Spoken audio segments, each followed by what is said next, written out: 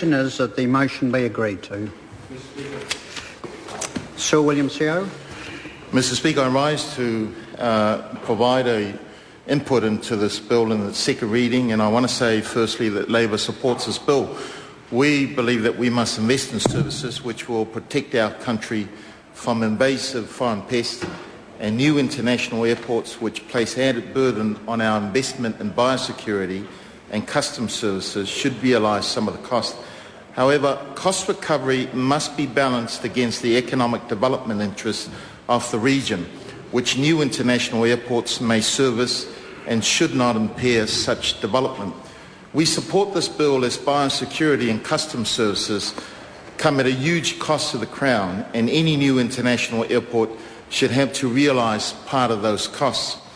New Zealand already has a very high number of international airports per capita, and the development of new ones creates replication of biosecurity and customs services and additional costs to the government.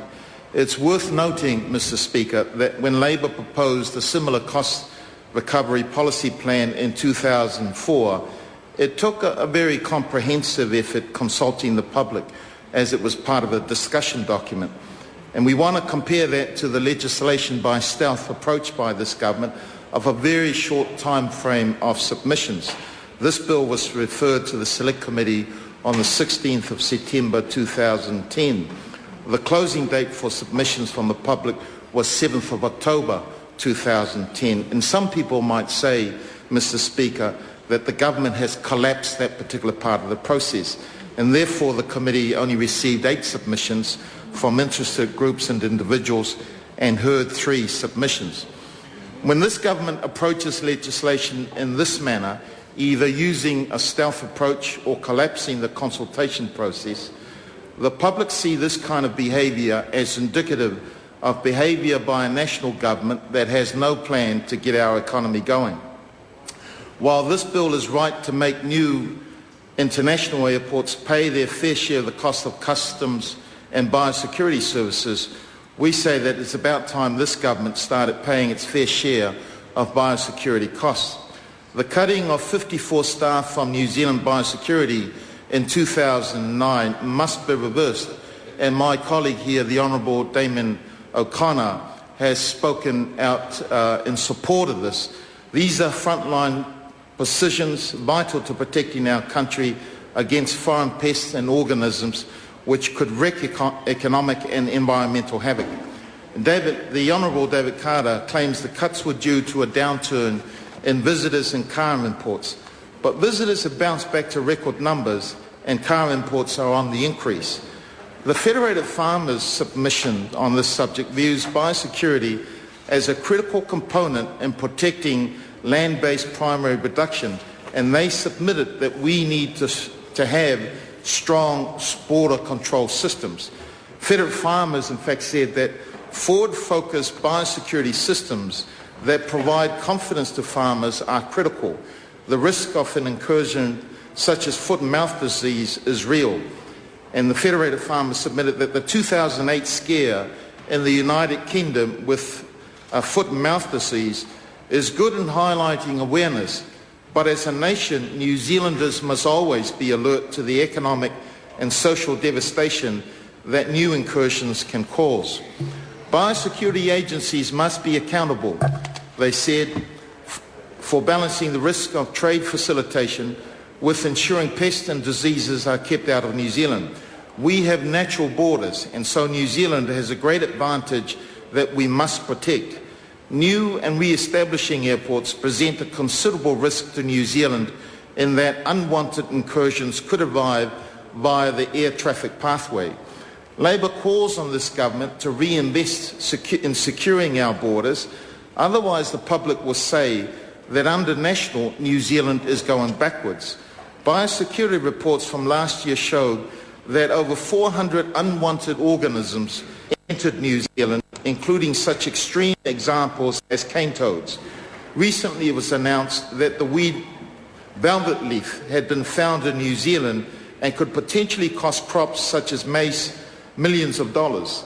The $75 million cost to the government and industry of trying to contain the PSA disease in kiwi fruit should be a lesson to the government that prevention is better than the cure when it comes to biosecurity. A good first step to preventing further damage to the Bay of Plenty's agricultural industry would be to reinstate the 2 biosecurity officers cut from Tauranga Harbour's staff of just 9. What's the cost of 54 staff compared to the $10 billion cost that foot and mouth would incur if it ever took hold in New Zealand, Mr. Speaker? By not heeding Labour's call on this, the national government will be condemned by the New Zealand public as being out of touch with ordinary Kiwis who are struggling to protect their livelihoods and to get by supporting their families. When this national government arrogantly pursues its own personal interests, it is a clear signal to the New Zealand public that they are not working for the good of our communities, they are working for their mates and for foreign interests. Labour will give every Kiwi a fair go and make sure everyone pays their fair share. That's why we support this bill, sir. Labour will make the economy work for New Zealanders. Labour will create jobs and opportunities for our children and grandchildren. Labour will work alongside every Kiwi and their community to make New Zealand a better place, especially for future generations. Whilst we support this bill, sir, we did say that of the few people that came forward to this committee, they supported in that it gives some clarity.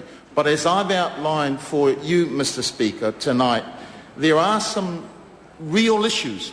If this is the best that this government can provide at this time, when the rest of the nation is looking for some plan to get the economy moving, then huge questions are asked about the ability of this government to be able to take the nation forward.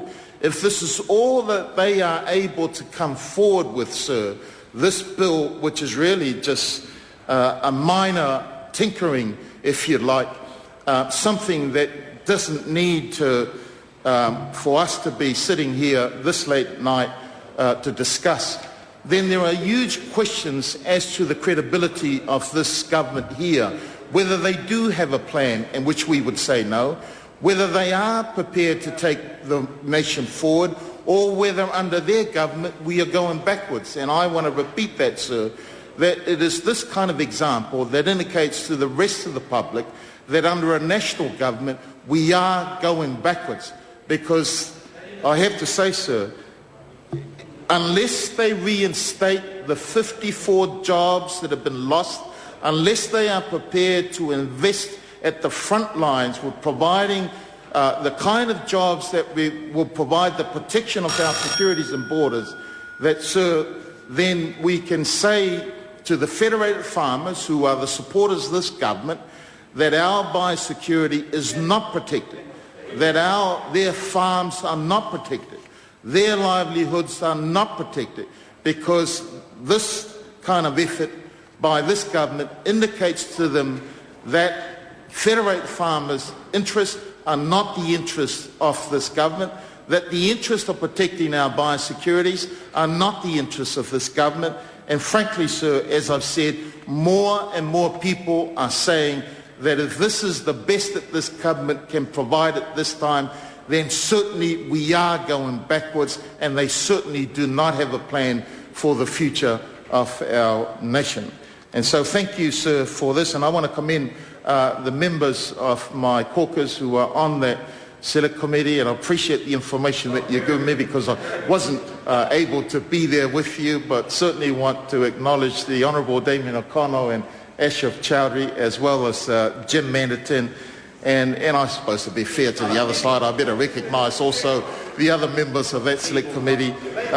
It seems to me that they don't seem to have a huge agenda on their case, sir, given that they collapsed the time frame for consultation of the public, given that we only had 8 submitters, and given that out of those 8, only 3 were able to be heard in person. So whilst we are supportive of the bill, it is kind of sad, because that is indicative, sir, of why the public of New Zealand are saying to me and to our colleagues that this government is taking us backwards, They're not interested in the welfare of the wider public.